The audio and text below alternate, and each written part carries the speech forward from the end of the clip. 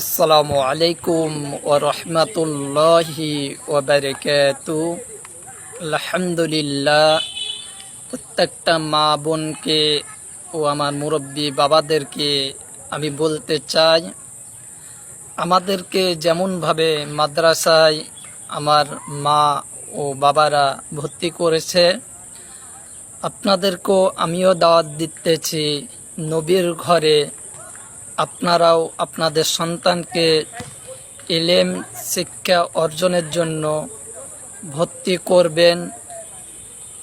কেন ভর্তি করতে বলতেছি, আপনার একটা সময় তিনটি কাজে লাগবে।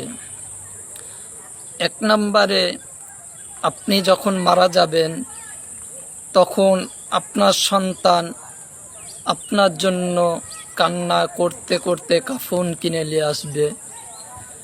দুই নাম্বার, আপনার গোসল করাবে আপনার সন্তান, কান্না করতে করতে আপনার শেষ গোসল করাবে।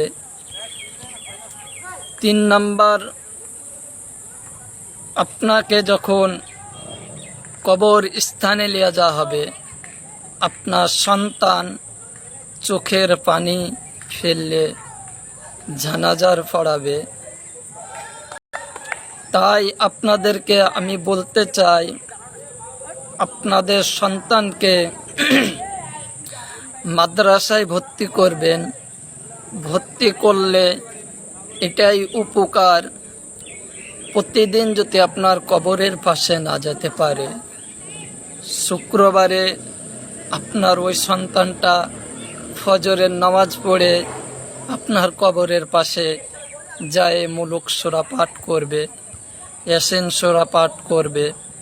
ফজরের নামাজের পরেও যদি না যেতে পারে, জুম্মার নামাজের পর আর বসে থাকতে পারবে না, ওই সন্তানরা আপনার কবরের পাশে যে মুলুক সূরা পাঠ করবে অথবা ইয়াসিন সূরা পাঠ করবে। করার পর আল্লাহর দরবারে দোয়া করবে, আল্লাহর দরবারে দোয়া করবে, প্রার্থনা জানাবে কি, হে আল্লাহ, আমার মাকে আমার বাবাকে তুমি জান্নাতি হিসাবে কবুল ও মঞ্জুর করো। তারা যদি পানি পানি করে চিৎকার করে, তোমার হাউজে কাউসারের পানি পিলাইও। আর তারা কোনো রকমের যদি আযাব পেয়ে থাকে, তাদেরকে মাফ করে জান্নাতি হিসাবে কবুল ও মঞ্জুর করে নাও। আর তাদেরকে তোমার আরশের ছায়ার নিচে জায়গা দান করো, আর তোমার খাদেম হিসাবে তাদেরকে কবুল মঞ্জুর করো। আমিন।